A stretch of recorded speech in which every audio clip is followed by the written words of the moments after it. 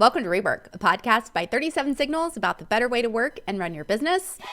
I'm your host, Kimberly Rhodes, joined by the co-founders of 37 Signals, Jason Fried and David Heinemeier Hansson. Well, last year, in an earlier podcast, Jason mentioned we were working on a free version of Basecamp. That version is now out. So I thought we'd talk about why we're doing that, why we're offering the product for free. Something we used to do years ago, stopped doing it and brought it back. So I thought we'd talk a little bit about that decision-making process and why we're doing that now. So let's kind of go back in time a little bit. Jason, I know there was a free version, I think in 2019, if I'm not mistaken. Tell me a little bit about that and why we decided to stop offering free and then offer it again more recently.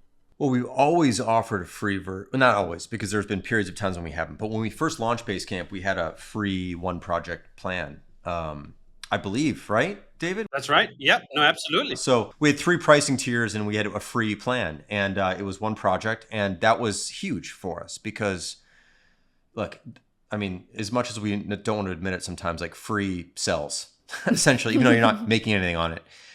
People want free stuff. They want to try free stuff. They want to try something obligation free. They want to try something price free. They just want to give something a shot with no strings attached. And we all want that, basically. Even when I'm looking at like an app in the App Store, I'm like, oh, it's $2. Like, let me just try it for free. And you're like, it's $2, but I still want it for free because I just don't want to. I don't want it to be a transaction. Right. I just want to try something. Right. That's all. And so we had it for a while. We had it for some more time. We went away from it. And then we recently brought it back, as you mentioned. It actually stemmed from a conversation we were having with our new head of marketing. He used to be over at MailChimp. And he was just telling us like how what really kind of changed our trajectory was offering a free option, a free plan on MailChimp. And we'd been sort of tossing this around internally for a bit. And I think that kind of threw us over the edge. Like, yeah, of course we should offer something for free, primarily because for us, and we've seen this in the past, is that when we lose free, we might pick up more paid accounts, but over time, we're exposing Basecamp to fewer people. And Basecamp is something, since it's primarily all of our growth is organic, we need more and more people to be exposed to it. It does a really good job of selling itself. But if you don't try it, you don't use it, it can't sell itself. So we want more people to try it, use it, explore it, be invited to other people's Basecamp accounts, which is why we have, in our free plan, we have a 1 project limit, but you can add dozens of people to it. And the idea is, of course, to sign up more people and get more people to see it and try it and feel it and get a good sense for it. And then some of those will convert to paid and others will never convert to paid. And that's also just fine. Because in a sense, they're still doing the job for us of getting other people exposed to it. And also, look, if you're a really small business and you can run on one project, good for you. Like, we don't need to make money off of that. We're happy to provide it as a free service ultimately. So that's what we decided to do. And the idea, of course, was we need to like see significant change or delta in the number of signups we're getting. If we're getting the same number of signups and now we're cannibalizing our paid accounts, like that's not going to work out well. So the bet, of course, is that enough people will sign up for free, convert to paid eventually. We'll still get some paid signups, but overall, we're going to get more people to see Basecamp, and that's going to pay off in the long term. What's so funny about that thesis is that when we launched Basecamp in 2004, that was kind of the revolutionary thing. Freemium was a big way of turning things upside down. There'd been shareware, there'd been other things where you'd get sort of a trial of sorts, but this idea of just giving a fully functional product in some limited capacity, but still fully functional product away for free was kind of a big deal at that time. And I think, as Jason said, it really did benefit us tremendously in the early days. There's just this sense that you're not ready to buy. Like, I'm not ready to buy. I wanna try the whole thing. And when we say we went away from free, what we always had was a free trial. We always had at least 30 days. We had tried to experiment with 60 days and other periods, but there was always a free trial. So it wasn't like we were going to ask you a credit card on day one, but there's still a huge difference between those things. At least psychologically, am I even going to invest in trying this thing out if I know it's going to expire shortly thereafter? And then I'm okay at this point admitting that I think we got a little hubris going for us. In 2015 was actually when we yanked the free plan. We introduced the $99 fixed one fee for everything approach. And some of it was perhaps like Basecamp is well enough known. We've been around at that point for Over 10 years, everyone knows Basecamp, right? Well, maybe in some segment at that time that was sort of kind of true. But then the thing happens that if you're around for another 10 years, there's an entire cohort of people who never heard of you. They literally were 10 years old when you did your thing, and now they're 20, and now they're in the market for a project management tool. Never heard of Basecamp because it just did get less distribution. And we knew that. When we did the pricing change in 15, it was very clear that we were going to take a distinct haircut in terms of signups, but it was going to pay for itself because more people were going to convert to free. And I think we talked about this before, but this was a very rigorously managed experiment. It was probably the most rigorously managed experiment we've ever run. For 6 months, we experimented with the pricing change and the dropping of the free, and all the numbers added up within a time frame of 6 months. Now we have a time frame much longer. Now we have multiple years, and that's where you can pick up trends that aren't apparent in an A/B test. Right? You're not going to run an A/B test for 5 years. That's not what businesses do. They want an answer much quicker. We thought already the 6 months we'd been running was an incredibly long amount of time that we were so sure we got this right because 6 months said it was right. Yeah, okay, but what about 2 years? What about 3 years? What about 5 years? What about 10 years? And I think that accumulation of the fact that far fewer people got exposed to Basecamp did come back to bite us a bit. But you know what the great thing is? You can just fucking change your mind. You can just like, oh, we're going to do this now, and now we're going to do something else. And I think actually, to some extent, if you live long enough, as we have, for more than 20 years, 21 years of Basecamp, you're going to flip-flop on some things, both because you were either foolish or right the first time around, and you couldn't tell the difference. You couldn't tell what you were foolish about. You couldn't tell what you were right about. And then you tried something else, and you sort of kind of found out. And then the other thing is that the market changes.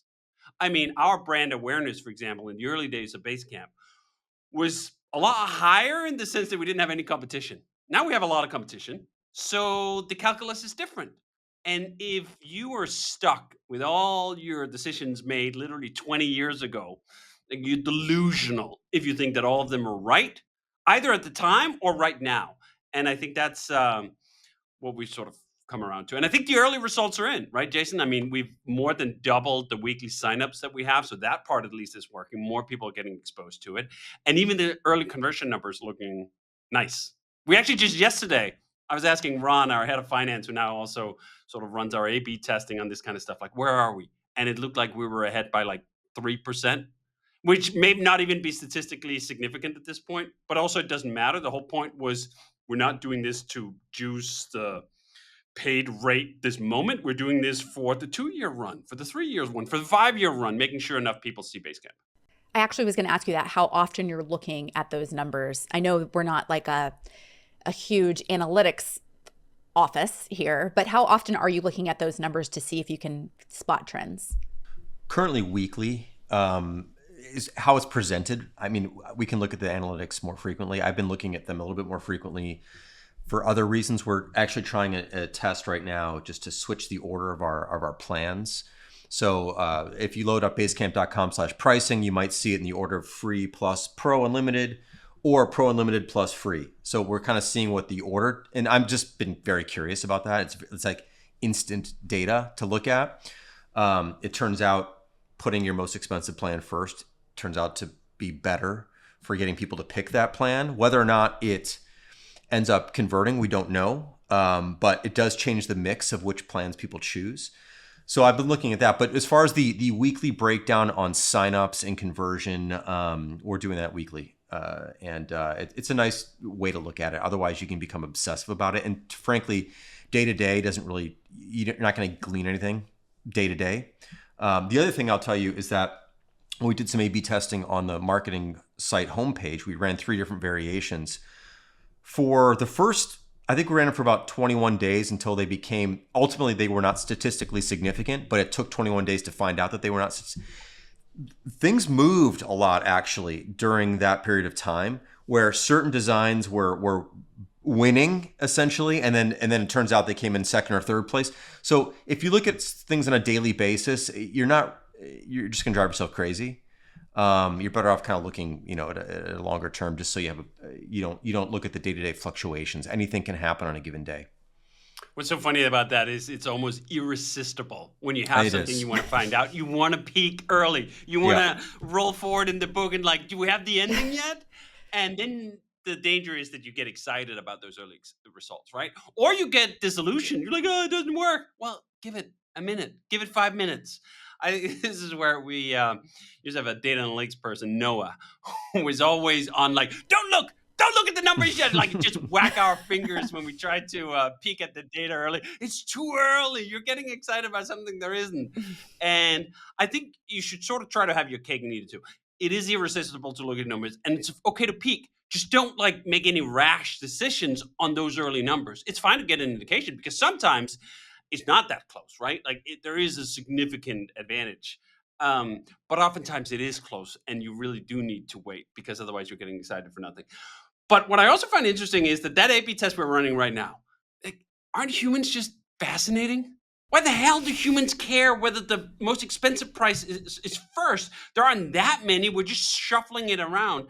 And what I find so fascinating is it's not like you're affecting one individual human. You're affecting a group of humans. There's something in the hardware up here that's just pattern matched to something's working. And then you try to derive things from it. And as Jason said, like, well, it turns out to presenting your most expensive plan first is the thing that works. Yeah, in the context of this site, at this time, in this category. I can guarantee you there's some gaming site somewhere that go like, hey guys, we figured it out. You put your most expensive plan at the end. It really converts so much better. And that's one of the, I think, most important lessons of all this A/B stuff is that so little of it transfers. It doesn't transfer between industries. It doesn't transfer between sites. It doesn't even transfer over time. You can run the same A/B test 6 years earlier, and you may get a totally different result 6 years later because the market changed, because the product changed, because the customers changed.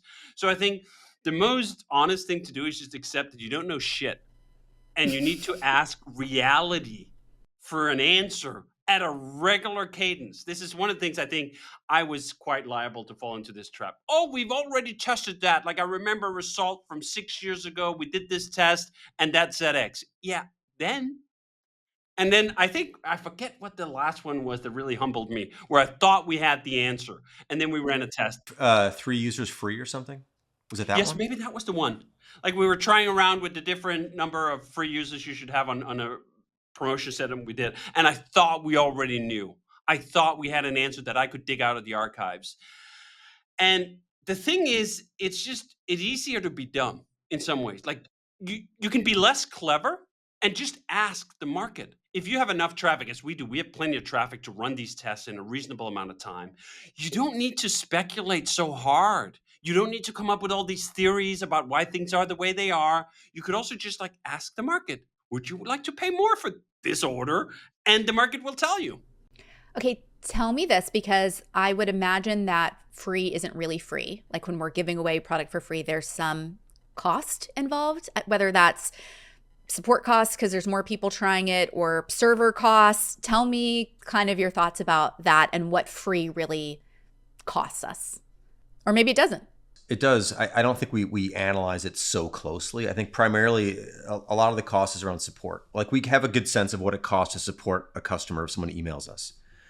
So if you have more customers emailing you, it costs more. And if they're not paying you, it actually costs way more in a sense, because now you're technically losing when before you had margin that you had some room where, someone emails you 3 times, you're still okay that month. If they email you 18 times, maybe you lost your money. If we're giving something away for free and they email you twice, like you've lost for sure. But I don't like to look at it that way, because I don't think someone writing us or asking us a question is a loss. I think it's a gain. I think if we can present a really wonderful experience to somebody, if we can help someone in a way they were shocked by, because most companies suck at support.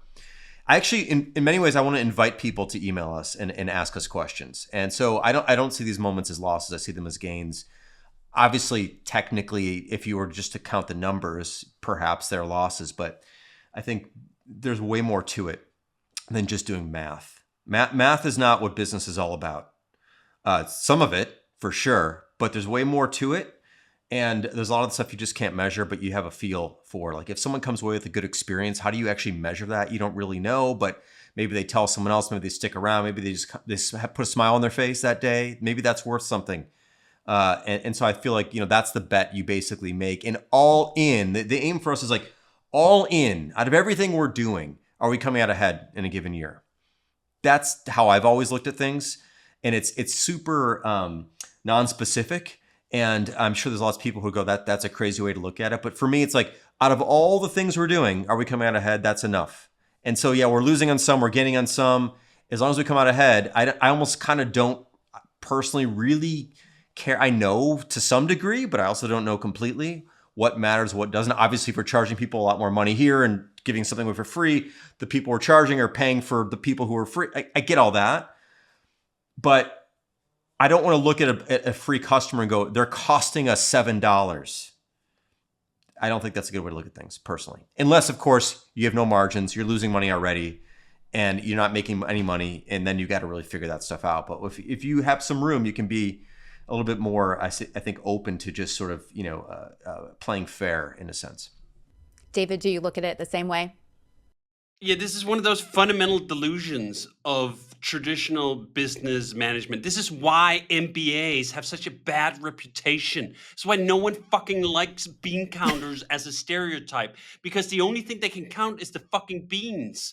Well, there's a little bit more to it than just the beans. There's all the stuff that isn't visible, as Jason says. How do you measure a good experience? How do you measure a free customer who gets a surprisingly good customer service experience, then tells 5 friends, who then signs up? Yeah, there are ways you can sort of try to approximate some of that word of mouth stuff, but it's always going to be lousy. It's always going to be full of gaps. And I think to some degree, if you have the margin, you also develop the confidence that, like, we're just going to do what feels right.